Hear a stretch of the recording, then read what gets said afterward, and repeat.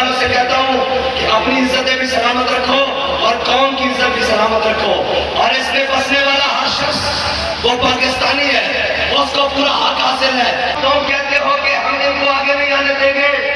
یہی انگریز کی سوچ لے کے آیا تھا کہ ہم ان کو ختم کریں گے۔ ایک دن میں 300 لوگوں کو پھانسی دی، علماء کو، مشائخ کو، عوام کو، سیاسی قائدین کو، زعماء کو، بڑے بڑے سرداروں کو، اور جو اس وقت کے جنگ آزادی کے مجاہدین تھے، 300 کو ایک دن پھانسی گھاٹ پر لٹکایا گیا۔ جب پھانسی گھاٹ ختم ہو گئے، درختوں کے اوپر نیچے سے اونٹوں کے اوپر بٹھا کر، ہاتھیوں کے اوپر بٹھا کر اتارا گیا، بڑے ٹینوں کے ساتھ ان کی گردن ایک سائڈ پہ لٹک جاتی، بڑے بڑے ظلم کیے، لیکن ہمارے بڑے اپنا حلیہ بدل کر اس وطن سے بھاگے نہیں، 50 روپے کے اسلام لے کر اس وطن سے بھاگے نہیں، بلکہ کہا ہے مشق سخن جاری، اور چکی کی مشقت بھی ایک طرفہ تماشا ہے، اسد کی طبیعت بھی، جو چاہو ستم کر لو اور بھی کھل کھیلو، اور ہم سے قسم لے لو کی ہو جو شکایت بھی، شاہوں کے تکبر سے بھی دب کر نہ رہا میں، آخر کس بار کا ایک خاص کا گداؤں میں پانی ہے ارباب طلب کی کرسی، قائم دائم ہے فقط رب کی کرسی، گورنر ہو، صدر ہو، وزیر اعظم ہو، وزیر خارجہ ہو، جی کوئی بھی ہو، گورنر ہو، صدر ہو، وزیر اعظم ہو، قیمت کے لپیٹ میں ہے سب کی کرسی۔ آج بھی کہتا ہوں ان کو جو غیروں کے ہاتھوں میں کھیل رہے ہیں کہ اپنی حق میں رہو، وہ ظلم نہ ڈھاؤ، وہ غلطیاں ہرگز نہ کرو جو عمران خان نے کی ہے۔ آج بھی روایات کی اقدار کو برابر رکھو، آج بھی اپنی اقدار کو، سیاسی اقدار کو برابر رکھو، کوئی بات نہیں، یہ دن گزر جاتے ہیں، ہم نے ظلم سہا ہے، ہم نے 5 کریک ڈاؤن برداشت کیے ہیں، ہم ہر اس چیز سے گزرے ہیں، یہ تو بیچارے چند دن، چھوڑو ان کی کیا بات کرنی ہے، یہ کہتے تھے کہ میں ان کو رلاؤں گا، اور جتنے مہینے ہم نے اور ہمارے بزرگوں اور کارکنان نے چیلے گزاری، جتنے مہینے، یہ تو بیچارے اتنے دن بھی نہیں نکال سکے اور چلے تھے آزادی کی جنگ لڑنے، ان کی کیا بات کریں، اور آتے ہیں، نکلتے ہیں باہر اور سیدھا پریس کلب کی جانب اور کہتے ہیں کہ جناب ہم سیاست سے دستبردار ہو رہے ہیں، ہم نے تمہیں اس وقت کہا تھا ظلم نہیں کرو، ظلم نہیں کرو، حد میں رہو، حد میں رہو، لیکن تمہارے ساتھ یہ ضرور ہونا تھا، اس کی وجہ ہم نہیں ہے، اس کی وجہ یہ ہے کہ تم نے ہمارا راستہ نہیں روکا، ہم نے تمہیں کیا کہنا تھا،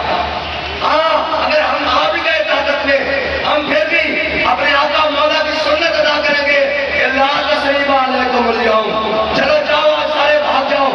آج کریک ڈاؤن کرنے والے بھی بھاگ جاؤ، آج ہتھیلیاں لگانے والے بھی بھاگ جاؤ، آج غازی عدید کو گولی مارنے والے بھی بھاگ جاؤ، چلو جاؤ تمہیں معاف کیا، کیونکہ میرے آقا مولا صلی اللہ علیہ وسلم جس دن فتح مکہ میں فاتح کی حیثیت سے داخل ہوئے، آج حضرت امیر حمزہ کو شہید کرنے والے بھی موجود تھے، آج حضور پر وجیاں پھینکنے والے بھی موجود تھے، آج حضرت زینب کو شہید کرنے والے بھی موجود تھے، آج حضرت سمیہ کے ٹکڑے کرنے والے بھی موجود تھے، آج حباب بن عرب کے جسم میں سوراخ کرنے والے بھی موجود تھے، آج سارے موجود تھے جنہوں نے حضور کو ہجرت پر مجبور کیا، لیکن میرے آقا مولا نے فرمایا لا تسلیم علیکم اليوم، جاؤ بھاگ جاؤ، آج تمہیں ساروں کو معاف کیا، من دخل دار ابی سفیان فہو آمن، فرمایا جس نے ابو سفیان کے گھر میں بنا لی اس کو بھی امان دی، جس نے ہتھیار پھینک دیے اس کو بھی امان دی، جس نے جناب گھر کا دروازہ بند کر لیا اس کو بھی امان دی، جس نے بیت اللہ میں بنا لی تھی اس کو بھی امان دی، ہم تمہیں کہتے تھے، اور وہ مولانا خدا بخش خیر قریب علی ملتان کی گلی سے گزرے اور کتی بھونکی، دیکھا اور چلے گئے، دیکھا اور چلے گئے، واپس آئے تو کتیاں مری پڑی تھی، کہا کتیا میں نے تجھے کچھ نہیں کہا، میں نے تجھے کچھ نہیں کہا، تاریخ موجود ہے، ہم دکھا سکتے ہیں، بنوا نہیں سکتے، کتاب پڑھی ہے، جس کا دل کرے آگے دیکھ لے، مولانا صاحب نے کہا میں نے تمہیں کچھ نہیں کہا، میرے خدائے قیوم کو گوارا کیوں ہوا کہ تم اس کے بندے کو بھوکی کیوں ہے، یاد دیکھو خدا بخش خیر پوری کو ملتان کی گلی میں کتی بلال جب بھوکے وہ بچ نہیں سکتی، اور کوئی ناموس رسالت کے ساتھ لڑائی کرے وہ بچ جائے، جو کوئی ناموس رسالت کے مجاہدوں پر گولیاں چلائے وہ بچ جائے، ہم آج بھی کہتے ہیں چادر اور چار دیواری کا تقدس اس وقت بھی تعمال کیا گیا، ہم تھے، بابا جی نے کہا تھا آج ہمیں مان لو کل ہم جیسے بھی نہیں ملیں گے، آج سمجھ آ گئی ہے جس گدے پر تم نے 12 سال بلکہ 12 سال محنت کی، اس گدے کے پالان، اس گدے کے جھڑے اور اس گدے کی رسیاں تیار کی کہ نہیں جی یہ ملک کا بڑا خیر خواہ ہے، یہ جناب فلاں ہے، یہ فلاں ہے، اپنی اصلیت دکھا دی نا ایک دن میں ملک کے خلاف چلے گئے اور جناب پاکستان کی بنیادوں کے خلاف چلے گئے. ہم نے ہر ظلم سینے میں برداشت کیا اور ہمیں آگے لوگوں نے کہا کہ ایسے کرتے ویسے کرتے، میں نے ہمارے سب لوگوں نے کہا کہ خبردار یہ ملک ہمارے بڑوں نے بنایا ہے اور یہاں سے ریٹائرڈ ہونے والا ہر شخص اپنی دولت، اپنے اسباب اور اپنے جائیدادیں باہر لے کر جاتا ہے، لیکن ہمارا تو 1 روپیہ بھی ملک سے باہر نہیں ہے. اگر کوئی اکاؤنٹ ثابت کر دے تو اس دن ہم ہر چیز چھوڑ کے چلے جائیں گے. 1 روپیہ ثابت کر دے ہم ہر چیز چھوڑ کے چلے جائیں گے، لیکن جن کی جائیدادیں باہر ہیں وہ قوم کے رہنما ہے، جن کے بچے باہر پڑھ رہے ہیں وہ قوم کے رہنما ہے، جن کے علاج باہر ہو رہے ہیں وہ قوم کے رہنما ہے. جو قوم کو تیار کر کے گئے، میرے پاس یہ جیل میں آ گئے کہ جناب آپ تھوڑا پیچھے ہٹ جائیں، اپنے حالات خراب ہو گئے ہیں. میں نے کہا اقبال کہتا ہے اگر نم ہو تو یہ مٹی بڑی سنخیز ساقی. اقبال کہتا ہے کہ کم گوشت تو ہے لیکن بے ذوق نہیں رہی، نہ امید رہو ان سے رہبر فرزانہ، کم گوشت تو ہے لیکن بے ذوق نہیں رہی. اقبال کہتا ہے کہ کم ذوق مطلب آرام دہ تو ہے لیکن جب ذوق میں آ جائے تو پھر تو گولیوں کے سامنے کھڑے ہو کر بھی کہتے ہیں کہ لطف سجن دم بدم کارے سجن کا ہاتھا اینوی سجن بابا اینوی سجن بابا.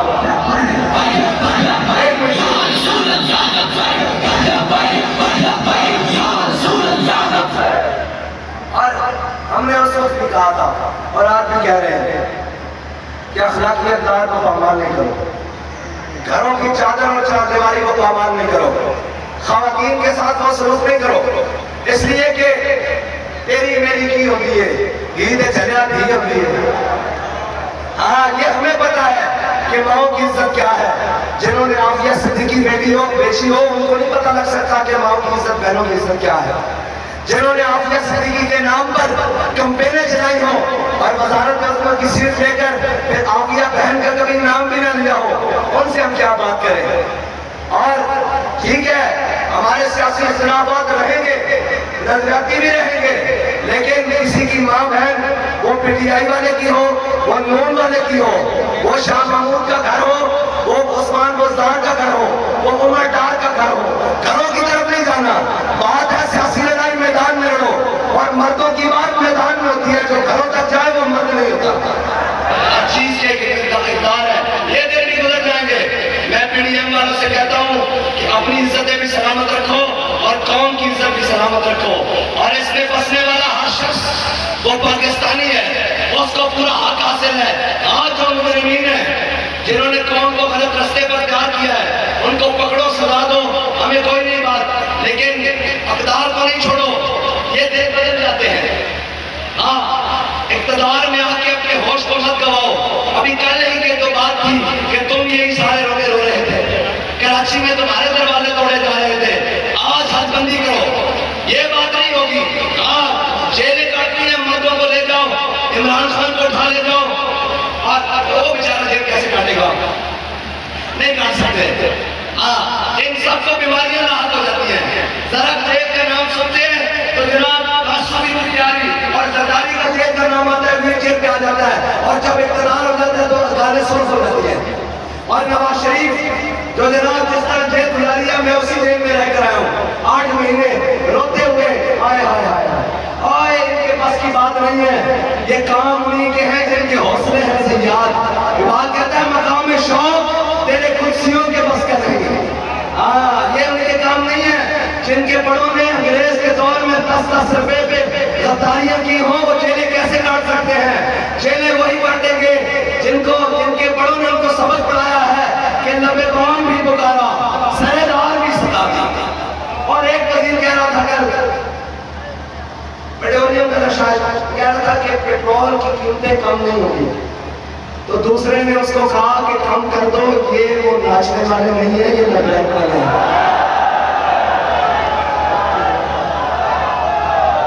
یہ میوزیکل کنسرٹ والے نہیں ہیں. ہاں اور یہ وہ میوزیکل کنسرٹ والے نہیں ہیں. جن کا ہاضمہ تھوڑی دیر میں خراب ہو جائے یا 4 پولیس والے دیکھ کر آگے لگ کر بھاگ جائیں، یہ وہ ہیں جو ہر میدان میں جا کر عالم کفر کی سازش کو الٹا کر کے رکھ دیتے ہیں۔ اور انشاءاللہ چیزیں آنی شروع ہو گئی ہیں نیچے، اور انشاءاللہ مزید آئیں گی، مزید آئیں گی۔ لیکن ایک بات یاد رکھنا، ناموس رسالت کے بارے میں کوئی دو نمبری نہیں چلے گا۔ ہم نے گردنیں حضور کے لیے رکھی ہوئی ہیں۔